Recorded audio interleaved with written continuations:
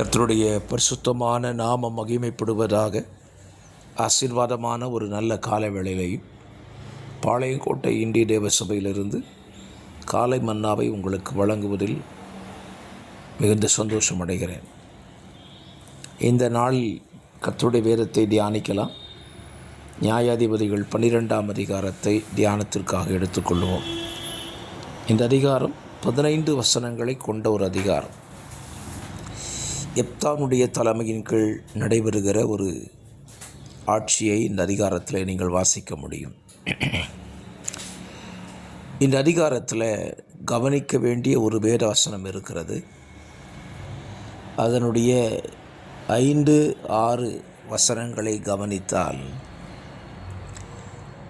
கீலேயாத்தியர் எப்பிராயீமரை கண்டுபிடித்து இவர்கள் கீலேயாத்தை சார்ந்தவர்கள் அல்ல என்பதை கண்டுபிடிக்க ஒரு தந்திரம் செய்தார்கள். அது என்னவென்றால், யோர்தானின் துறையை ஒருத்தன் கடக்கும் பொழுது அவனை பிடித்து நீ எப்பிராயீமனாக் என்று கேட்கும் பொழுது அவன் அல்ல என்று சொல்வான்.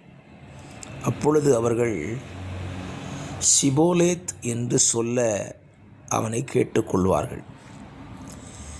சிபோலேத் என்று சொல்ல தெரியாமல் சிபோலேத் என்ற வார்த்தையை அவன் பயன்படுத்தும் போது அவன் கீலேயாத்தை சார்ந்தவன் அல்ல என்று கண்டுபிடித்து அவனை கொன்று போட்டார்கள். அப்படி 40,000 பேர் அன்றைக்கு கொல்லப்பட்டார்கள். இதில் இருந்து நாம் ஒரு காரியத்தை கற்றுக்கொள்ள வேண்டும்.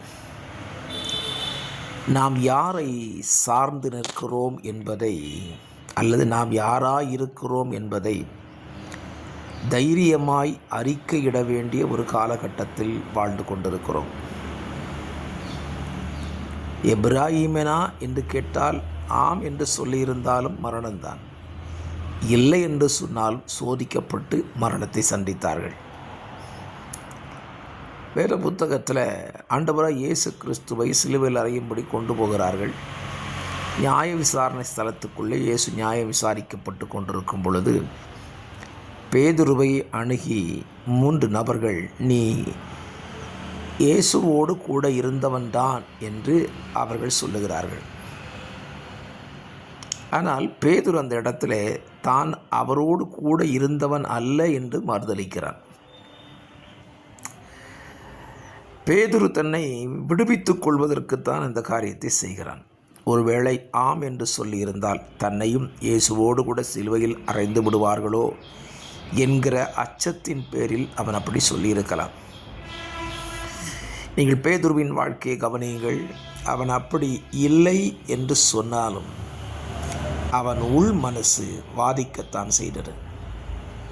அவன் இயேசுவோடு கூட இருந்தவன் தான். 3.5 ஆண்டுகள் இயேசுவோடு கூட நடந்து இயேசு செய்த அற்புத அடையாளங்களையும் கண்டும் கேட்டும் அவர் தந்த அனுக்கிரகத்தினாலே அதிகாரத்தினாலே பிசாசுகளை துரத்தினவன் தான். ஆனால் தனக்கு ஒரு பிரச்சனை என்று வரும் பொழுது தன்னை இயேசுவோடு கூட இருந்தவன் என்று சொல்லிக் கொள்வதில் தயக்கம் காட்டினான். இன்றைக்குள்ள காலத்தை சிந்தித்து பாருங்கள். இன்றைக்கும் நீங்கள் கிறிஸ்தவர்களா என்று கேட்டால் நாம் அதற்கு தைரியமாய் சொல்லக்கூடிய மனநிலையிலே இன்றைக்கு இல்லை. காரணம், ஒருவேளை நாம் கிறிஸ்தவர் என்று சொல்லிவிட்டால் நம்முடைய சலுகைகள் பறிக்கப்பட்டுவிடும், நமக்கு பிரச்சனை வந்துவிடும் என்று இப்பொழுதே பயப்படுகிறோம். இனியும் காலங்கள் இருக்கிறது.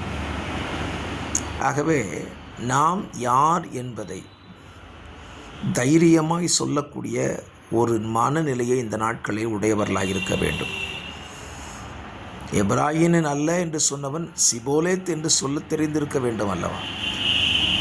அவன் சொல்ல முடியாததினாலே தன் ஜீவனையே மடிய கொடுத்து விட்டார்கள்.